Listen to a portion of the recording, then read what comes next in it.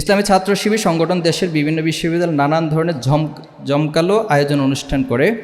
আমি জানতে চাই এত সুন্দর অনুষ্ঠান আয়োজনের পিছনে অর্থায়নের মূল উৎস কী?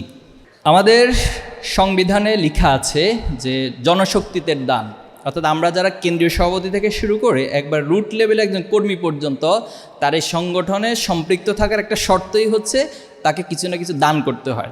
এখন কোশ্চেন করতে পারেন যে একজন শিক্ষার্থী তার ইনকাম নাই, তার দান করবে কিভাবে? নিঃসন্দেহে আমি খরচ করি, প্রতিদিন 100 টাকা 200 টাকা খরচ করি।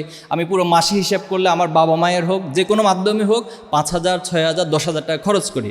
তো ছাত্র শিবিরের পলিসিটা হচ্ছে সেই 10,000 টাকা থেকে 5,000 টাকা থেকে 5 টাকা 10 টাকা 20 টাকা 100 টাকা বাঁচিয়ে এটা সংগঠনের জন্য দান করা। তো অন্যান্য সংগঠনের ক্ষেত্রে যেটা হয়, তাদের বিভিন্ন অর্থ বিভিন্ন জায়গা থেকে আসার পর সাপোজ 1,000 টাকার একটা কাজ করবে, তো 1,000 টাকার কাজ করতে গিয়ে 100 টাকার কাজ হয়, বাকি 900 টাকা হচ্ছে তার পকেটে ঢুকে যায়। আর ছাত্র শিবিরের ক্ষেত্রে প্রক্রিয়াটা টোটালি ডিফারেন্ট। এখানে যা আসে সেটার সাথে নিজের পকেটের থেকে টাকা দিয়ে যদি 1,000 টাকার কাজ হওয়ার কথা থাকে, তাহলে সেখানে 1,020 টাকার কাজ হয় এবং 1,020 টাকার যে বারাকা বা বরকত সেটা গিয়ে 10,000 টাকায় রূপান্তরিত হয়। তো এই হচ্ছে মূলত ছাত্র শিবিরের আয়ের উৎস বা প্রক্রিয়া। তা আলহামদুলিল্লাহ আমাদের এখানে অনেক অ্যালামনাইরা রয়েছেন যারা ছাত্র শিবিরের সাবেক। 77 সাল থেকে যদি হিসাব করেন তাহলে বিশাল একটা সংখ্যা। এই যে আপনাদের আলী আফজাল ভাই ছিলেন, এখানে আরও অনেক ভাইয়েরা আছেন। তো এই ভাইয়েরা তো আলহামদুলিল্লাহ এখন প্রতিষ্ঠিত, দেশে বিদেশে একাডেমিয়া থেকে শুরু করে বিজনেস থেকে শুরু করে বাংলাদেশের এমন কোনো সেক্টর নাই যেখানে আলহামদুলিল্লাহ ছাত্র শিবিরের অ্যালামনাই বা সাবেক ভাইয়েরা নেই। তো এই ভাইয়েরাই নিজেদের উদ্যোগে আমাদেরকে টাকা পাঠায়। যেমন এই যে আমরা বিভিন্ন যখন অনুষ্ঠান থেকে দেশে বিদেশে বিভিন্ন ভাইয়েরা ফোন করেন যে আমি তোমাদের এখানে অর্থায়ন করতে চাই, টাকা দিতে চাই, আমি সাহায্য করতে চাই, তোমাদের এরকম একটা প্রোগ্রাম, ফুল টাকাটা আমি এখানে সাপোর্ট দিতে চাই।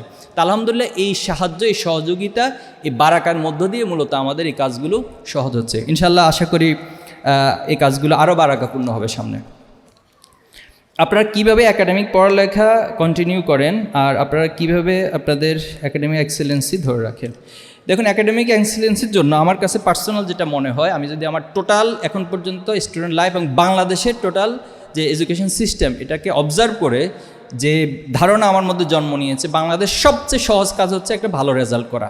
আপনি A+ পাবেন, খুবই সিম্পল। আপনি ডিপার্টমেন্টের সবচেয়ে ভালো রেজাল্ট করবেন, সবচেয়ে সিম্পল কাজ। কেন? কারণ হচ্ছে এখানে একটা সার্টিফিকেট ওরিয়েন্টেড অথবা একটা রেজাল্ট ওরিয়েন্টেড ডিজাইন দিয়ে এডুকেশনটাকে সাজানো হয়েছে। এক্ষেত্রে আপনার খুব বেশি ক্রিটিক্যাল অ্যানালিটিক্যাল নলেজ না থাকলেও আপনি যদি খুব ভালো মুখস্থ করতে পারেন, আপনি যদি খুব ভালোভাবে জিনিসটাকে আয়ত্ত করতে পারেন, তাহলে ভালো রেজাল্ট করা যায়।